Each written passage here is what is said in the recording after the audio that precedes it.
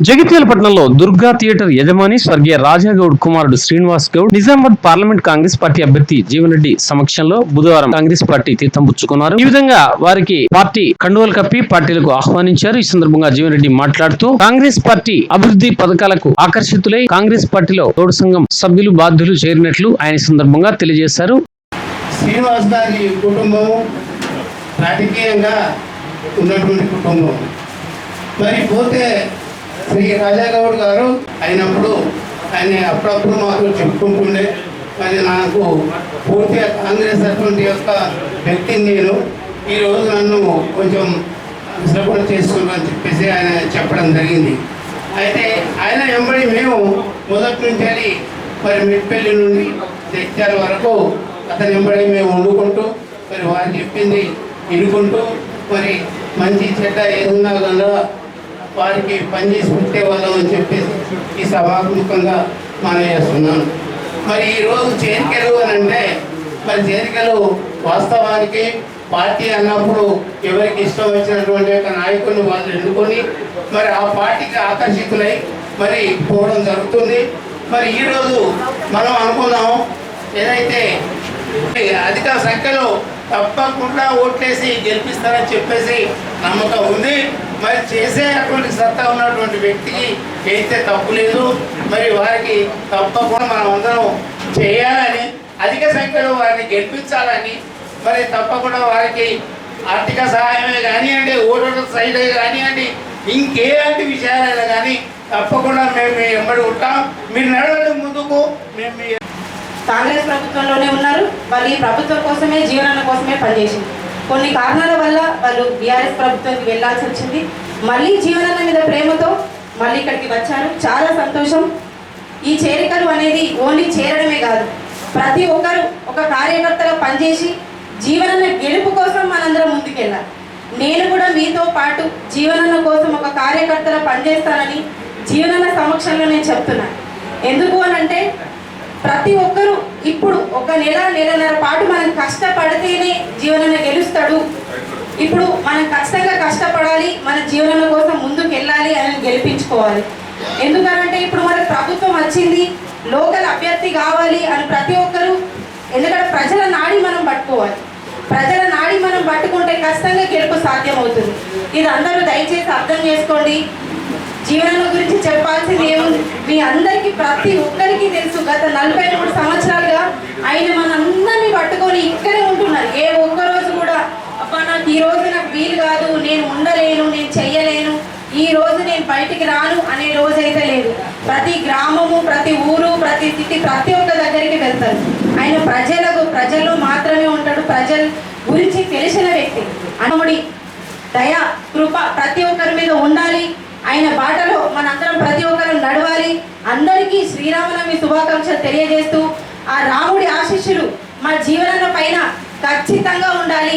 ఆయన కేంద్ర మంత్రి కావాలని ఆ దేవుణ్ణి ప్రార్థిస్తూ ఈ కార్యక్రమానికి వచ్చిన ప్రతి ఒక్కరికి చెప్పాల్సింది ఒక్కటే విషయం, దయచేసి ప్రతి ఒక్కరు ఒక కార్యకర్తలో పనిచేసి ఈ ఒక్క నెల రోజులు మనం పనిచేస్తే మన జీవనన్న పార్లమెంటు అభ్యర్థిగా గెలుపొంది బయటికి వస్తాడు. అప్పుడు మనందరం కాలర్ ఎగరేసుకొని ఇక్కడ నిల్చొని మనం పనులు చేయించుకుందాం. ఏదున్నా అపోజిషన్ వాళ్ళకి మనం సమాధానం చెప్పాలి. మా జీవనాన్ని గెలిచొచ్చుడు, ఇప్పుడు మేము పనులు చేస్తాం చూడండి అని చెప్పేసి. ఎందుకంటే ఇన్ని సంవత్సరాలుగా మీరు ఏం పనులు చేయలేదని కొంతమంది అంటుంటే వాళ్ళకి ఖచ్చితంగా మనం సమాధానం చెప్పాలి. మిత్రమండలందరూ కూడా ఈరోజు కాంగ్రెస్ పార్టీకి వస్తున్న సందర్భంగా వేదిక పైన పెద్దలు, కాంగ్రెస్ కుటుంబ సభ్యులు వారందరికీ కూడా పేరు పేరున నమస్కారం తెలియజేస్తూ, మరి గత ఎన్నికల్లో జగిత్యాల ప్రాంత ప్రజల దురదృష్టం, ఆ రోజు మనం జీవనాన్ని గెలిపించుకున్నట్లయితే ఇది ఒక అత్యున్నత స్థానంలో ఒక మంత్రిగా ఉండి ఈ ప్రాంతానికి ఎంతో అభివృద్ధి చేసే అవకాశం ఉంటుంది. కానీ అప్పుడు కూడా మేము ప్రతి మీటింగ్లో కూడా చెప్పాము, కాంగ్రెస్ ప్రభుత్వం వస్తుంది సారు తప్పక ఉన్నత పొజిషన్లో ఉంటాడని. కానీ ఇక్కడ అంతటా ప్రజలు పట్టించుకున్నాం, కానీ జగిత్యాల ప్రజలు మాత్రం పట్టించుకోలేదు. ఇక్కడ జగిత్యాల ప్రజలు పట్టించుకుంటే ఇవాళ మన ఈ ఎలక్షన్ పోయే అవకాశం మనకు రాకపోతుంటే మనకు కోల్పోతుందని అనుకోని పరిస్థితుల్లో అప్పుడు ఓడిపోవడం, ఇప్పుడు మళ్ళీ ఈ పార్లమెంటుకు పోటీ చేసే అవకాశం వచ్చేది. కాబట్టి ఇప్పుడు కూడా కేంద్రంలో తప్పకుండా కాంగ్రెస్ పార్టీ వచ్చే అవకాశాలు ఎక్కువ ఉన్నాయి. ఎందుకంటే మీడియా ప్రెస్ అంతా వాళ్ళకి అనుకూలంగా ఉన్నది కాబట్టి వాళ్ళు ఏమి బయట పెడతలేరు. సోషల్ మీడియాలో వస్తున్నాయి. అక్కడ బాగా అపోజిషన్ ఉన్నది బీజేపీ పార్టీకి. వాళ్ళు ఇక్కడే ఇచ్చే కాన్సెప్ట్ ఎక్కువ చేస్తున్నారు కాబట్టి తప్పకుండా రేపు కేంద్రంలో కాంగ్రెస్ ప్రభుత్వం ఇండియా కూటమి అధికారంలోకి వస్తుంది. సార్ మంచి పొజిషన్లో మంత్రిగా ఉంటాడని నిన్న సీఎం గారు చెప్పారు. సెంట్రల్లో ఎన్నో నిధులు ఉంటాయి తీసుకొచ్చడానికి, ఎన్నెన్నో పథకాలు ఉంటాయి. మరి మన సార్కు ఒక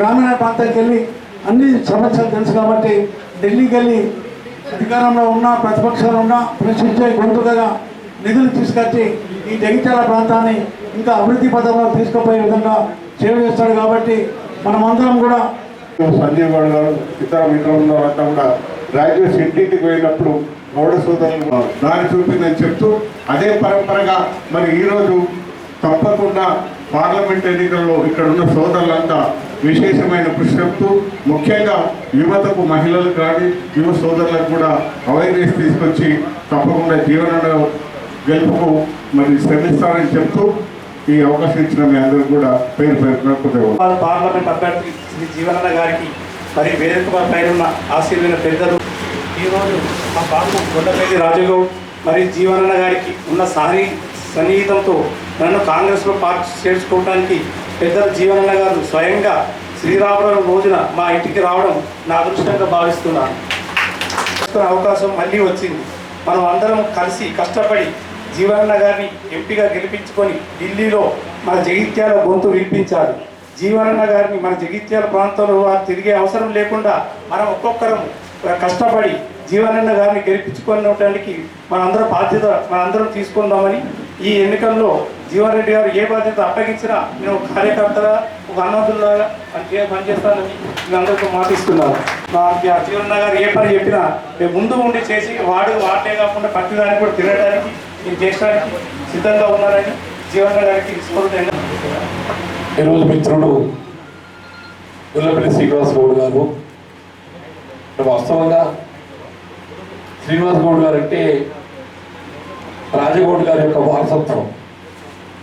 అంటే జగిత్యాల ప్రాంతమనే కాకుండా జగిత్యాలే కానీ మెట్పల్లే కానీ ఒక విధంగా యావత్ జగిత్యాల ప్రస్తుత జిల్లా కానివ్వండి, పాత డివిజన్ కానివ్వండి కాక గుల్లపల్లి రాజగౌడ్ గారు తెలియని వారు ఎవరు ఉంటారు అని చెప్పారంటే అతిశక్తి పాత చెప్పండి. నాకు ఇప్పుడు గుర్తుంది, నేను ప్రజా జీవితంలో 83లో ఉదిసారి రావడం జరిగింది. అప్పుడు పెద్ద సాయిగౌడ్ గారు అట్లాగే రాజగౌడ్ గారు అని చెప్పాడు. సాయిగౌడ్ గారు ఉండేది, సాయిగౌడ్ గారు రాజగౌడ్ కాసార భూ అన్న, వాస్తవ కాసార భూమి నాకు అండగా నిలిచి కొన్ని ప్రజా జీవితంలో ఈ స్థాయికి ఎదగటానికి ఒక విధంగా ఆరంభంగా నాకు మరి తోడునిచ్చింది సాయిగౌడ్ గారు, రాజగౌడ్ గారు, కాసార భూమన్ అని చెప్పక తప్పదని చెప్పండి. కాకుండా వృత్తిపరంగా ఏదైతుందో వాళ్ళు స్వయం కృషితో పైకి వచ్చిందని చెప్పండి.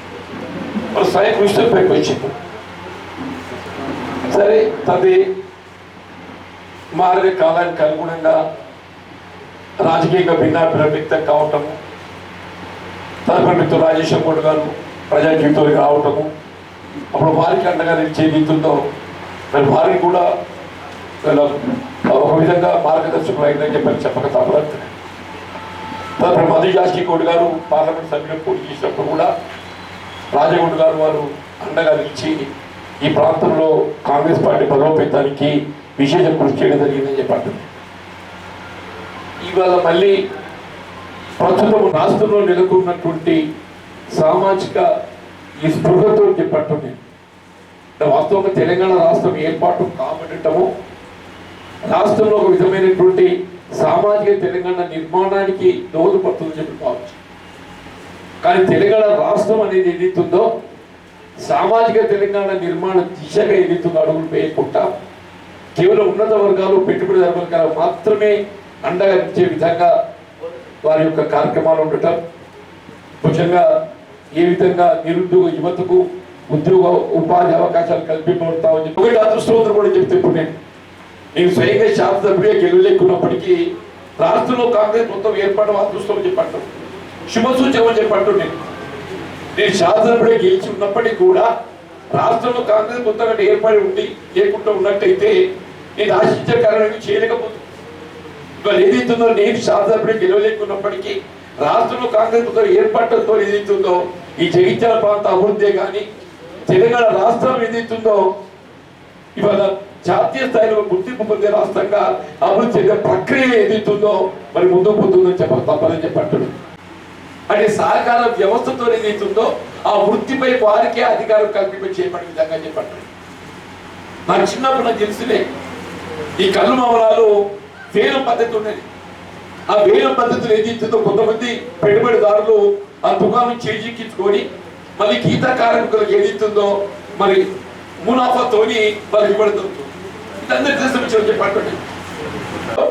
వేలం పద్ధతిని రద్దు చేసి చీచేవాడే చెట్టు పథకాన్ని ప్రవేశపెట్టి సహకార సంఘాల ద్వారా గీత వృత్తిపై ఆధిపత్యం గీత కార్మికులకే కల్పింపజేసింది కాంగ్రెస్ పార్టీ. విస్మరించాలని చెప్పండి. తదుపరి కాలంలో వీళ్ళు ఇంకేమన్నా మరికొన్ని వారికి సంక్షేమ కార్యక్రమం చెప్పండి చెప్పినా ప్రధాన వృత్తిపై ఆధిపత్యం కల్పింప చేసింది మాత్రం కాంగ్రెస్ పార్టీ అంటున్నాయి. ఇప్పుడే గుర్తుంది, జగిత్యాల పట్టణానికి చెందినటువంటి గీతా కార్మిక సోదరులకు నేను తిమ్మాపూర్ శివార్లో ఏదైతుందో 5 ఎకరాల భూమి ఇచ్చింది. ఇప్పటికి ఉందని చెప్పంటుండే 5 ఎకరాల భూమి చెప్పంటుండే అంత విలువైన భూమి చెప్పంటుండే. మొన్న మా జగిత్యాల గీతా కార్మిక సహకార సంఘ అధ్యక్షుడు సోదరుడు వాళ్ళందరూ పిలిచి నన్ను నమ్మకం అనిపించింది. నేను చెప్పిన నేను ఇప్పుడు చెట్టు పెట్టండి అయ్యా, మీకు కావాల్సిన దాని వాటర్ సోర్స్ ఏర్పాటు చేస్తా, దాని డ్రిప్ సిస్టమ్ ఏర్పాటు చేస్తా. రాబోయే కాలంలో మీరు ఏదైతుందో కళ్ళు ఇతర ప్రాంతాలకు తరలిస్తున్న దానికంటే స్థానికంగా మీకు కళ్ళు దొరికే అవకాశం ఉంటుందని చెప్పి వాళ్ళు ఇతరత్ర ఏదైతుందో అక్కడ ఒక సామూహిక భవన కళ్యాణ మండపం నిర్మాణం చేసుకుంటామని చెప్పారు. వాళ్ళు చెప్పని జగిత్యాల గీతా పారిశ్రామిక సహకార సంఘానికి సంబంధించి వారు ఏదైతే వాళ్ళ సొంత స్థలం అది, వాళ్ళ సొంత స్థలం వారు కొనుగోలు చేసుకున్నారు. ఆ స్థలంలో మీరు ఏదైతే కళ్యాణ మండపం ఫంక్షన్ హాల్ నిర్మాణం చేసుకోవాలని భావించి తలవుతున్నారో దానికి కావాల్సిన నిర్వహిస్తున్నాడు. ఆ యువతకు ఏదైతుందో ఉపాధి చూపెట్టాలని చెప్పి అంటున్నా. కేంద్రంతో మోడీ గారు వచ్చిండే 2014 వచ్చిందన్న 10 సంవత్సరాలు 2 కోట్ల మందికి ఉద్యోగాలు ఇస్తారని చెప్పాను. అందరూ ఆశించిండ్రు మోడీ గారు వస్తే యువకులకు ప్రాధాన్యత లభిస్తుంది, ప్రతి నిరుద్యోగ యువతకు ఉద్యోగ ఉపాధి అవసరం లభిస్తుంది చెప్పి ఆశించింది. 10 సంవత్సరాలు గడిచింది. అంటే ఎన్ని రావాలి? 2 కోట్లు ఇంటూ 10 20 కోట్ల ఉద్యోగాలు రావాలి. వచ్చినాయి. అందరు 2 కోట్లు రాలేదు, అందరు 2 కోట్లు రాలేదు చెప్పంటుంటే నిరుద్యోగ యువత ఇవాళ నిరాశ నిస్పృహతో ఏదైతుందో తల్లిదండ్రులు గుండెలు తల్లి కుంపెలాగా అయిపోయినని చెప్పంటుండే. దయచేసి ఆలోచించని చెప్పంటున్నా. అది ఏ రంగమే కానీ మరి ఎన్నిక అనేది ఏదైతుందో మనం వేయబోయే ఓటు రాబోయే 5 సంవత్సరాల కాలం మన భవితవ్యం నిర్దేశిస్తుంది.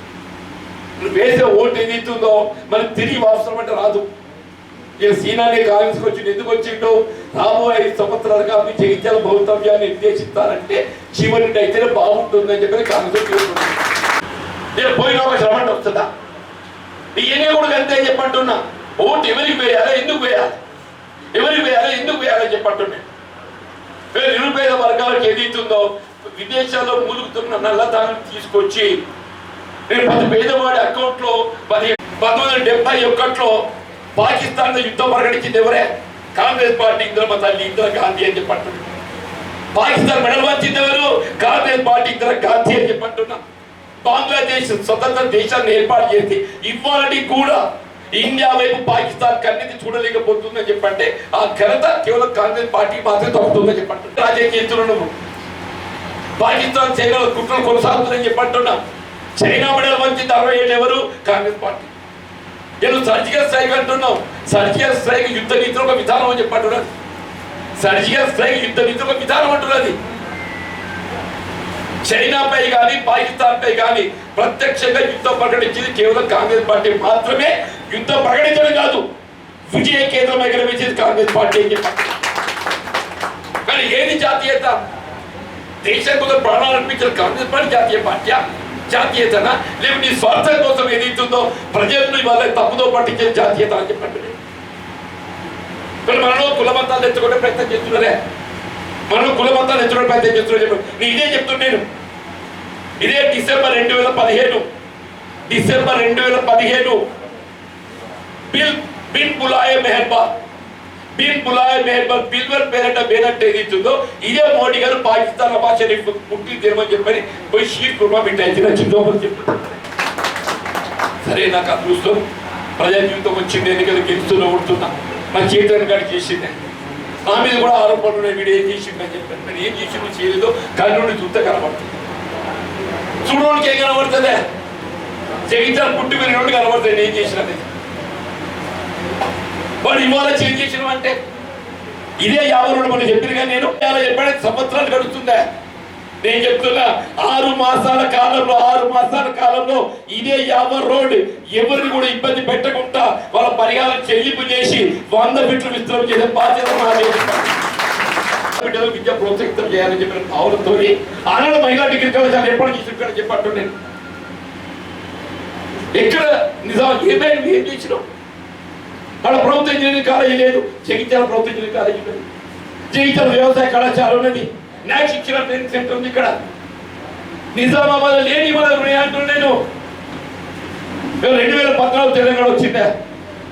జగిత్యాల జిల్లా ఏర్పడి దాదాపు 20 సంవత్సరాలు గడుస్తుంది. జగిత్యాల జిల్లా ఏర్పడి 20 సంవత్సరాలు గడుస్తుంది. 3 ఏళ్ళు కవితమ్మ గారు ఎంపీ ఉండి, మొన్న 5 ఏళ్ళు అరవింద్ ఎంపీ ఉన్నాయి. కేంద్రంలో ఎన్డీఏ ప్రభుత్వం. వీళ్ళు కరీంనగర్ కానీ నిజామాబాద్ కానీ పాస్పోర్ట్ కేంద్రాన్ని ఎవరు ఏర్పాటు చేసి జగిత్యాల జిల్లా కేంద్రమైంది. నేను అంటున్నా రేపు దేవుని మీ అభిమానంతో పార్లమెంట్ సభ్యులు గెలిస్తే జగిత్యాల జిల్లా కేంద్రంగా పాస్పోర్ట్ కార్యాలయాన్ని ఏర్పాటు చేసి ఎవరు విజయ పోరాడుతున్న పాస్పోర్ట్ ఇక్కడ దాకా ఇచ్చిన నేను చెప్తున్నా నీ 2 నెలల జూన్ 4 ఫలితాలు వస్తాయి. నీ ఆగస్టు 15 లోపల చెప్పట్టు నేను తిరుపతి రైలు ఏది ఇస్తుందో నిజామాబాద్ పొడిగిస్తా చెప్పండి. నిజామాబాద్ పొడిగిస్తా, ఈపీఎఫ్ కార్యాలయం ఏర్పాటు చేస్తా, ప్రావిడెంట్ పాస్పోర్ట్ కార్యాలయం ఏర్పాటు చేసి ఇక్కడ చెప్పండి. ఆలోచిస్తాను చెప్పాను. నువ్వు ఏం చేస్తావురా అంటే ఇంకొక ఇది చేస్తాను, నువ్వు చెయ్యని నేను చేస్తా చెప్పాను, నువ్వు చేయని నేను చేస్తా చెప్పాను. దయచేసి వాస్తవాలు గ్రహించండి. ప్రజా పరిపాలనకి మా మిత్రుడు అన్నాడు మా జీవనానికి ఎంత మంత్రి అవుతుంది, ఎందుకే మంత్రి నేను సుఖపడరా. నా ప్రజా జీవితంలో సేవ పరమార్థం అని చెప్పి అంటున్నా, నా ప్రజా జీవితంలో సేవ పరమార్థం అని చెప్పి అంటున్నా. నా మంత్రి ప్రధానం కాదు, ప్రజా ప్రతినిధిగా వాళ్ళ మిత్రుడు రేవంత్ రెడ్డి గారు చెప్పిండే నాకు అదృష్టం కలిసి వచ్చి ఎమ్మెల్యే ఓడిపోయి నాకు కూడా చెప్పంటున్నా. మరి ఎమ్మెల్యే ఓడిపోయారు కదా, గెలిస్తే మంత్రి అది కావచ్చు. నిజంగానే పార్లమెంట్ సభ్యుడు గెలిస్తే ఏదైతుందో అంతకంటే రెట్టింపు పనిచేసే అవకాశాలకు వస్తుందని చెప్పండి.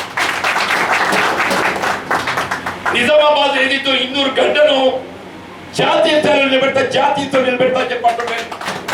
మీ అందరి సహకారం కావాలి, మీ అందరి సహకారం కావాలని చెప్పంటున్నాను. అయితే సుదీర్ఘ ప్రజా జీవితం ఎన్నో ఒడిదుడుకులని చెప్పండి, ఎన్నో ఒడిదుడుకులని చెప్పంటున్నా. నేను ఎన్నడూ కూడా సుఖపడలేదు, ప్రజలు ఎన్నడూ సుఖపడలేదని చెప్పంటున్నా. ప్రజలు సేవే పరమార్థంగా ఎత్తుకుందని చెప్పంటున్నా. అయినా ఎన్నడూ బాధపడలేదు, తృప్తి జీవితం. గెలిస్తే అదృష్టం, గెలుపులో బాధలేదు. ఇది కూడా చెప్తున్నా, గెలుపులో బాధపడాలి ఆయన, గెలిస్తే అదృష్టం, గెలుపులో కిందే బాధ్యత అనుకుంటా. సేవ చేస్తానికి ఏదైతుందో ప్రజా ప్రాతినిధ్యం ఒక మార్గం. ఎమ్మెల్యే కానీ, ఎమ్మెల్సీ కానీ, ఎంపీ కానీ, మంత్రి కానీ సేవ చేస్తానికి ఒక మార్గం అని చెప్పంటున్నా.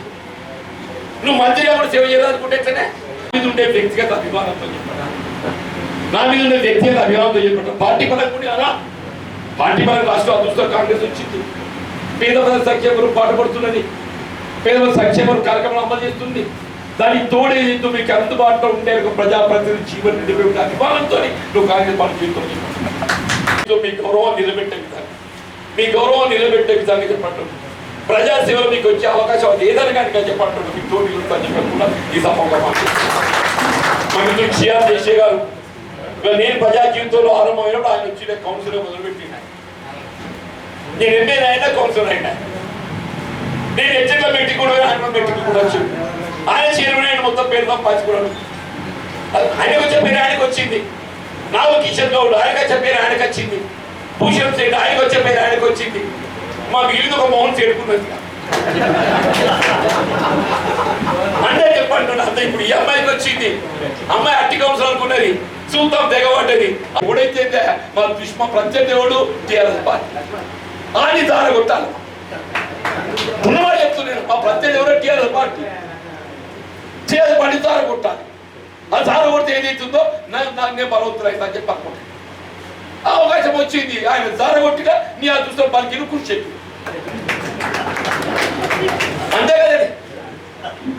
ఇప్పుడు ఏదో అంటే ఏదో చెప్తే ఏదో అవుతుంది అన్నట్టు ఏదైతుందో ఏమా అవునే అంటున్నా అదృష్టం దక్కించి పదహీన వర్గ జీవో అని చెప్పి అంటున్నా. నువ్వు మాట్లాడాలయా టీవీలో చెప్పాలి. బలహీన వర్గాల కొరకు పోరాటం చేసేవాడు ఎవడు, బలహీన వర్గాల హక్కుల పోరాటం చేసేవాడు మాట్లాడమని చెప్పి అంటున్నా. బలహీన వర్గాల హక్కుల పోరాటం చేయడానికి బలహీన వర్గాల మధ్య కావాల్సిన అవసరం లేదని చెప్పి అంటున్నా. బలహీన వర్గాల రిజర్వేషన్ కూడా నేను పోరాటం చేసుకోని చెప్పి అంటున్నా. నా మీద ఆరోపణలు వచ్చినాయి, నా మీద ఆరోపణలు వచ్చి మొత్తం పేపర్ నిజం సచివ ఆయనే భయపడని చెప్పి అంటున్నా. ఇవ్వాలని కూడా రాజ్యాంగ నిబంధనలకు అనుగుణంగా బాబాసాహెబ్ బిఆర్ అంబేద్కర్ చూపిన మార్గదర్శకాలకు అనుగుణంగా సమాజంలో నిరుపేద వర్గాల దళితులే కానీ బలహీన వర్గాలే కానీ మీ హక్కుల పరిరక్షణ కొరకు ఏది ఇస్తుందో నేను నిలబడతా చెప్పండి. దయచేసి మరి ఎక్కడ మాట్లాడిననుకుంటా ఎందుకంటే ప్లాట్ఫామ్ దొరికింది అవకాశం మా మిత్రులు టీవీలు చూపెట్టడం దొరికింది.